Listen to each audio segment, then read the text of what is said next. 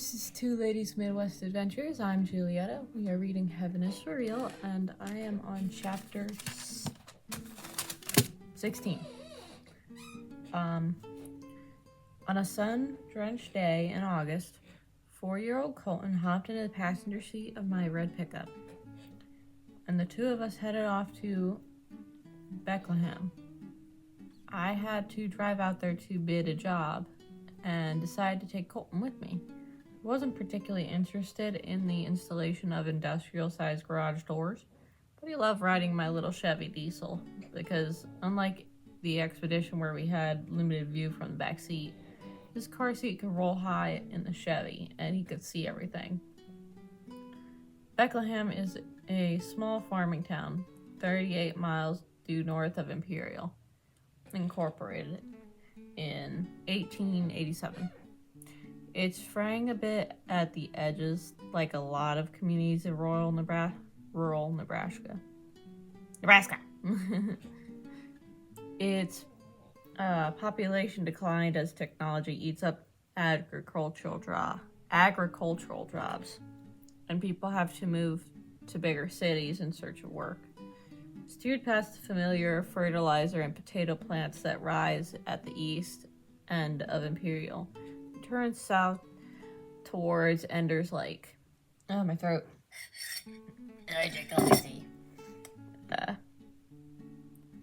Steered past, and then turned south toward Ender's Lake. We drove by the cedar-dotted municipal golf course on our left, and then as we passed over a concrete dam, the lake sparkled below on our right. Colton looked at the speedboat towing a skier in its foamy wake.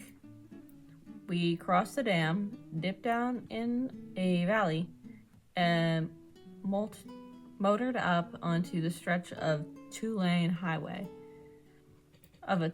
It's two-lane highway that points straight south. Now, acres of farmland fanned out around us. Corn stalks 6 feet high, bright green against the sky, and the asphalt cutting through it like a blade. Suddenly, Colton spoke up. "Dad, you had a grandpa named Pop, didn't you?" "Yep, sure did," I said. "Was he your mommy's daddy or your daddy's daddy?"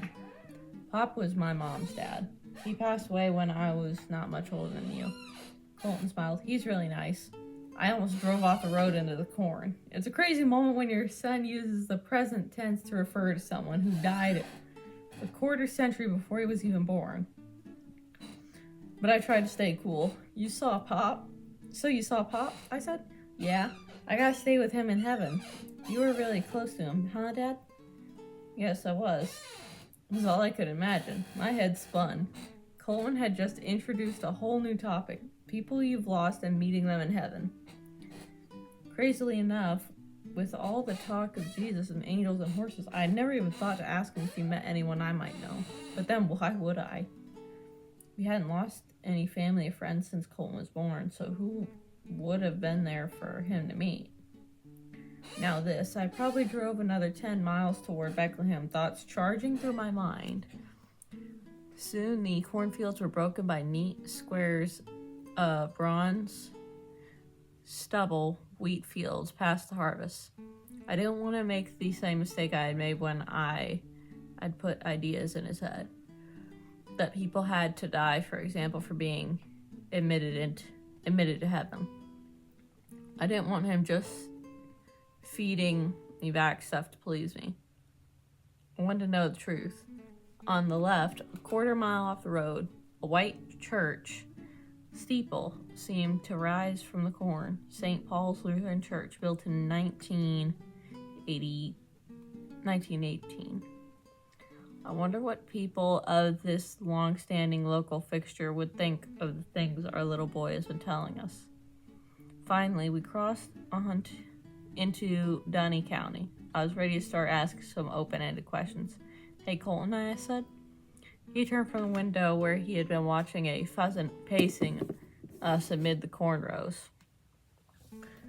What? Colton, what did Pop look like? He broke into a big grin. Oh, Dad, he has a really big wings. Again, with the present tense. It was weird, Colton went on. My wings were really little, but Pop's were really big. Pop's were big. And what did his clothes look like? He had white on, but blue here, he said, making the sash motion again. I edged the truck over to avoid a ladder someone had dropped in the road and steered back to the center of the lane. And he got to stay with Pop? Colton nodded. His eyes seemed to light up.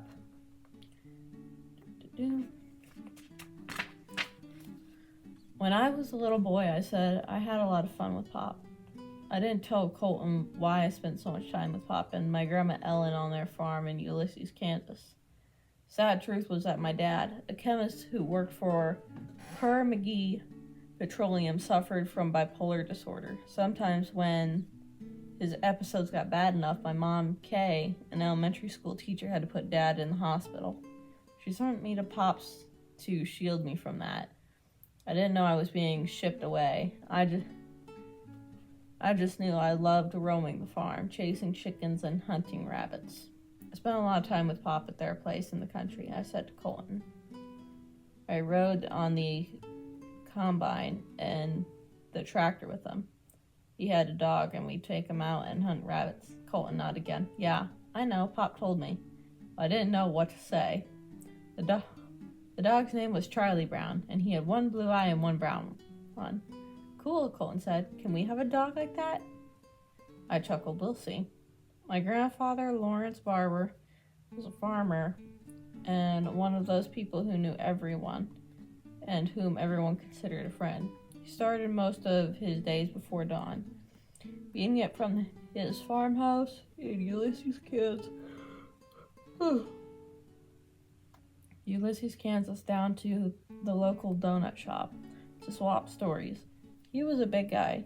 He played fullback in the days before the pass.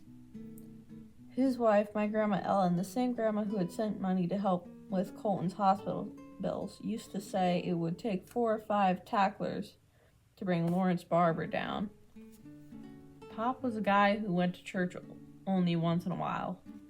He was kind of private about spiritual things, the way a lot of men tend to be. I was about 6 years old when he died after driving off the road late one night. Pop's Crown Victoria hit a power pole, cracking it in half. The top half of the pole kneeled over and smashed down on Crown Victoria's roof. The car's momentum carried Pop another half-mile into the field. The accident knocked out the power of the field yard a little way back in direction Pop had come from, prompting a worker there to investigate. Pop was apparently alive and breathing right after the accident because rescue workers found him stretching across the passenger seat. Reaching for the door handle, I tried to escape from the car. When he had arrived by ambulance at the hospital, doctors pronounced him dead. He's only 61 years old. I remember seeing my mother in anguish at the funeral, but her grief didn't end there. As I got older, I'd sometimes catch her in prayer, with tears gently sliding down her cheeks. When I asked her what was wrong, she would share with me. I worried about whether Pop went to heaven. I didn't find out till much later in 2006 from my Aunt Connie. A special service Pop had attended only 2 days before his death. A service that might hold answers to my grandfather's eternal destiny. The date was July 13th, 1975. And the place was Johnson, Kansas. Mom and Aunt Connie had an uncle named Herbert Caldwell. I like Uncle Herbert. Not only was Herbert a simple country preacher, but he loved to talk, and was the type who was easy to talk to. I also enjoyed Herbert because he was shorter than me.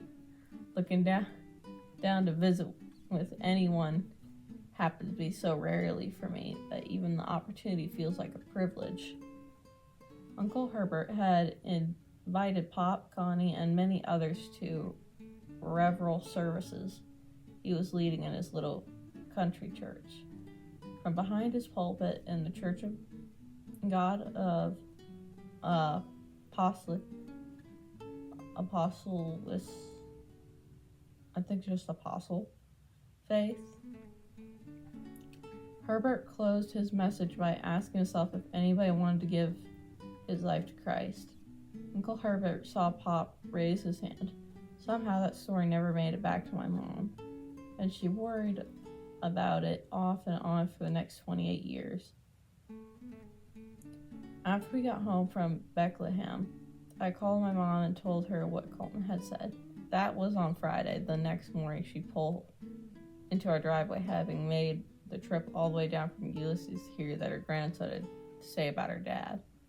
It surprised us how quickly she arrived. Boy, she beelined up in there, as Sonia said, around the dinner table that evening. Sonia and I listened as Colton told his grandma about how Jesus is rainbow horse and spending time with Pop. The thing that surprised Mom the most was the way Colton told the story. Pop has recognized his grandson even though Colton was born decades after Pop died. That got Mom wondering whether who have gone ahead of us now, what's happening on earth, or what is that in heaven.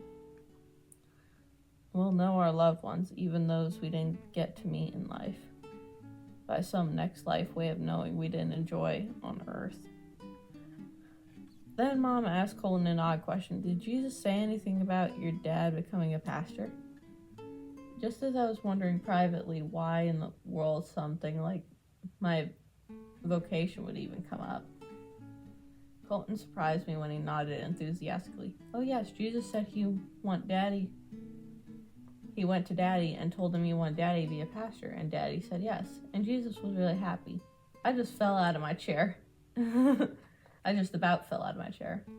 That was true, and I vividly remember the night it happened. I was 13 years old and attending a summer youth camp in John Brown University in Salem Springs, Arkansas.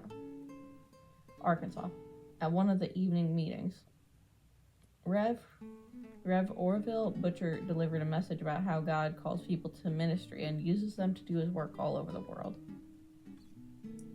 Pastor Butcher was a short, bald, lively preacher, energetic and engaging, not dull and dry, the way kids sometimes expect an older pastor to be.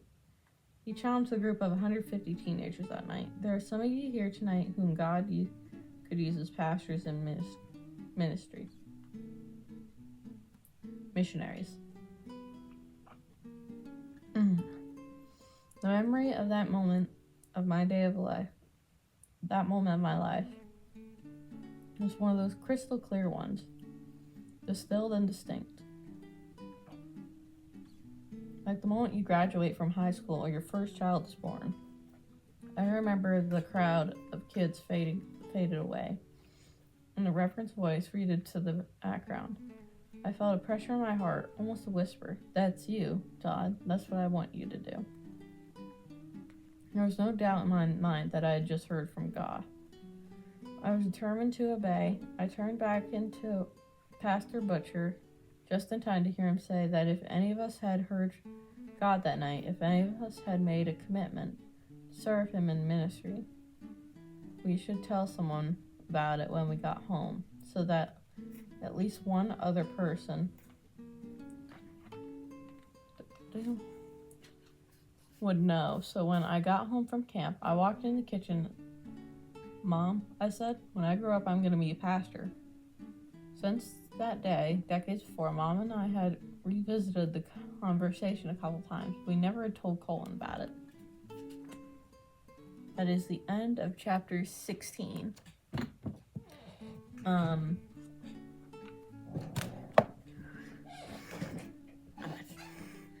Like and subscribe so we can get to 1,000 subscribers to start beekeeping. Stay blessed, make the world a better place, one person, one moment at a time. Jenny's not down here, so I can't pester her this time, but she would like you to know to have a good day. Bye-bye. Like and subscribe so we can get to 1,000 subscribers so we can start beekeeping.